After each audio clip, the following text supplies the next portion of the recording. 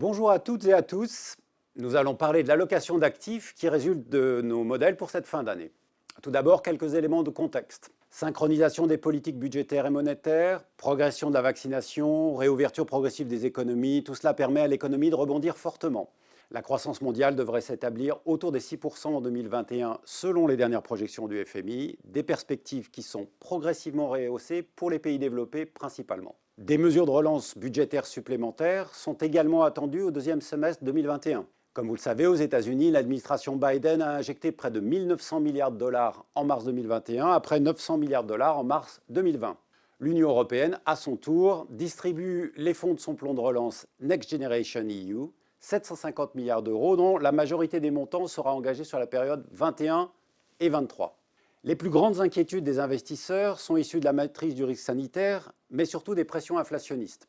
Si les banques centrales sont restées prudentes, considérant les pressions inflationnistes comme transitoires, la Fed prépare d'ores et déjà les marchés à une diminution de ses achats d'actifs d'ici cette fin d'année.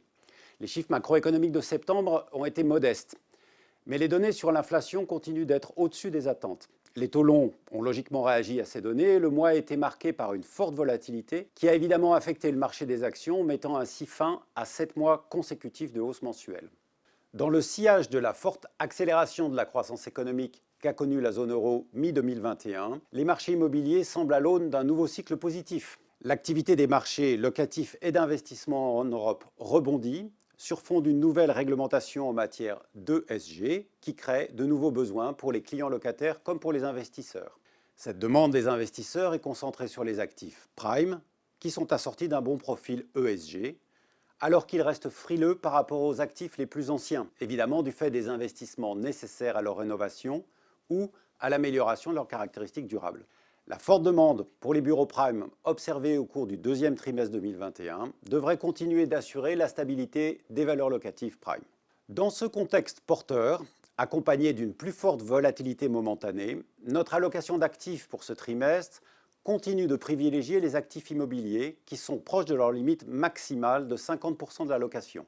Il s'agit très majoritairement d'immobilier tertiaire, mais qui inclut également des locaux logistiques et industriels logiquement en phase avec la reprise économique. Dans la même logique de croissance, les actions constituent l'autre actif privilégié avec 45,3% de l'allocation, dont près de 10% de petite capitalisation boursière.